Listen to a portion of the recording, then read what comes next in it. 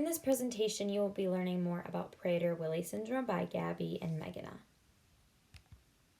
Some general information is that this is a rare genetic disorder and it is neurodevelopmental, which means it results in physical, mental, and behavioral issues. The main overarching symptom is a constant sense of hunger, and this usually starts at the age of 2. The characteristics, and specifically the signs that are in blue, are those that an infant will experience. So poor muscle tone is called hypotonia, and this is where the baby will feel floppy or like a rag doll when they're being held. They'll also have distinct facial features like almond-shaped eyes, narrow head at their temples, a turned-down mouth, and a thin upper lip. They can have poor responsiveness, underdeveloped genitals. So males may have a small penis or scrotum, and the testicles may not descend from the abdomen to the scrotum. This is called cryptorchidism. And females may have a small labia or clitoris. The rest of the symptoms in gray are those that someone will experience between their childhood and adulthood. So signs are weight gain, poor growth, speech problems, and symptoms are food cravings, excessive appetite, which is called hyperphagia, underdeveloped sex organs, cognitive impairment, and delayed motor skills.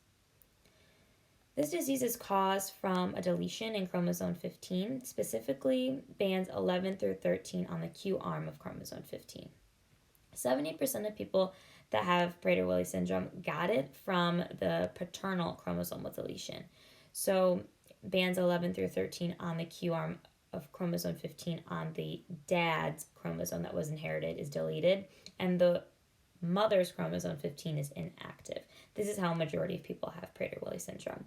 25% of people, however, can acquire the disease from gaining 2 copies of chromosome 15 from their mother and none from their dad. This is called uniparental disomy, which is depicted in the picture on the right, through non-disjunction. A very small percentage of people can get this disease through translocation, which is chromosomal rearrangement. So this causes a loss in the genes on chromosome 15, therefore loss of regulation and just the genes working at all because they're not there. So these genes on chromosome 15 code for providing information to make molecules called small nucleolar RNA, or snRNAs for short. These RNA molecules help regulate other RNA molecules, and they also have a lot of other functions. Studies suggest that the loss of a group of a specific kind of snRNA called SNORD116 cluster may contribute to major signs and symptoms of Prader-Willi syndrome. However, it is unknown how this can happen. Also, the loss of gene OCA2 is associated with having fair skin and light eyes because this gene provides instruction to make pigmentation protein. So if you don't have this gene, therefore you're going to have lighter eyes, lighter hair, and just very light pigmentation. So that's what the image on the right is showing on the bottom. The image on the top is pointing to specifically where the genes are missing on chromosome 15. This is a karyotype of someone with Prader-Willi syndrome, very typical to a normal karyotype, except for the fact that chromosome 15 is shortened. In terms of inheritance, this is not inherited like a typical pattern of inheritance like those we've studied in class. This is formed from a mistake in gamete formation through meiosis and non-disjunction. It is a chromosomal aberration. So it is completely random. There's no pedigree that can be made. However, a genetic change can be inherited. For example, a genetic change that abnormally inactivates genes on a paternal chromosome 15 can be passed down from one generation to the next, and that is shown in the picture on the right. How common is this disorder? It's estimated that 1 in 10,000 to 30,000 people worldwide have it. It affects genders, races, and ethnicities equally. And in terms of prevention, genetic counseling is able to be sought out, and it can help determine the risk of another child having Prader-Willi syndrome. The 2 types of tests for Prader-Willi syndrome are blood tests and methylation testing.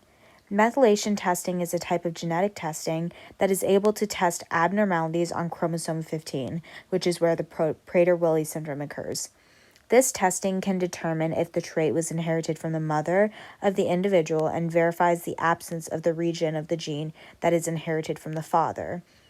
This testing evaluates the methylation of a gene.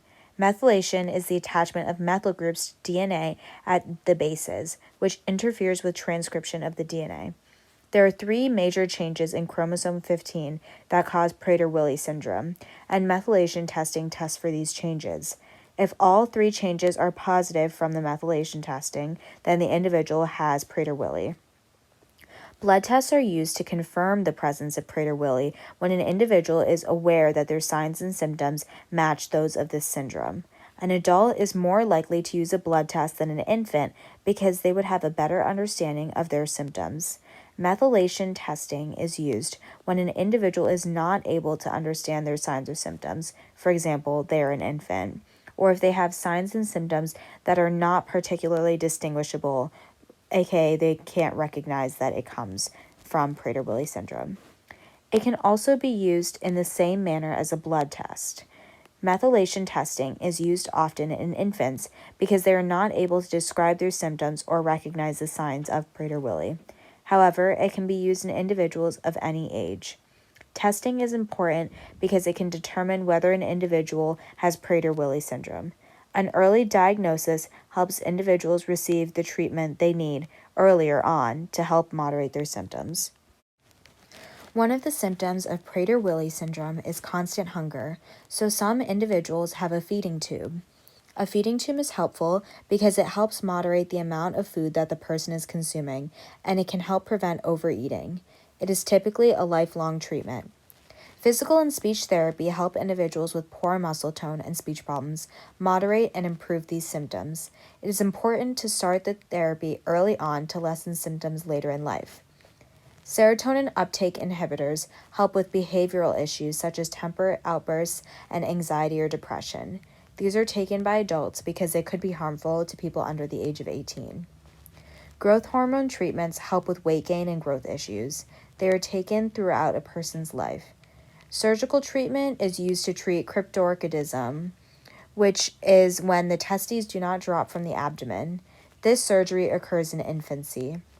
Behavioral management programs help young children moderate any behavioral issues that they might have. And sex hormone replacement can improve the likelihood of someone with Prader-Willi syndrome being able to reproduce. They are usually taken after puberty. Individuals with Prader-Willi syndrome have a normal lifespan and usually live into late adulthood. The picture on the right is a group of individuals with Prader-Willi syndrome who are gathering for a conference. However, some symptoms might affect their life expectancy. These include hypogandism, which is when the sex organs do not function, behavioral or psychological issues, and morbid obesity. Prader-Willi syndrome was thought to be associated with infertility until pretty recently. Some individuals could have children with sex hormone replacement, and it is rare for this syndrome to be inherited as there is only one proven case of inheritance. However, if a deletion causes either parent to have PWS, then their children have a 50% risk of inheriting Prader-Willi syndrome. With a slightly modified environment, people who have this syndrome are able to live their life freely. Children are able to attend schools as long as they have speech therapy, physical activity inside of break periods, and a smaller class size so they can have more individualized attention. Adults are able to live in community with others and perform vocational work. The picture on the bottom right is of two individuals with PWS who are volunteering in their community. They can attend community college and receive degrees. All individuals with PWS must have diet and food supervision to prevent overeating that could lead to obesity. It is extremely important that all individuals with Prader-Willi syndrome have a strong support system so that they can live happy, healthy lives. One organization that is researching Prader-Willi syndrome is the Foundation for Prader-Willi Research, or FPWR for short. It is based in California and has developed a 5-year research plan which just ended in 2021. They are a nonprofit that funds studies to discover new treatments to help improve the life quality of individuals with Prader-Willi syndrome. There are 3 types of research programs: clinical care research, creating critical knowledge of PWS, and therapeutic approaches. Clinical care research is aimed to find medicines and treatments to help lessen the symptoms of Prader-Willi syndrome. Creating critical knowledge involves in-depth research on the characteristics and genes of Prader-Willi syndrome in order to build a foundation for future research. Therapeutic approaches focuses on the use of genetic therapy with Prader-Willi syndrome and whether genetic therapy can be used to reverse the symptoms of PWS. This research is more long-term, but it is believed to have significant effects on the syndrome. There currently is no cure for Prader-Willi syndrome, but researchers continue their efforts to work towards one.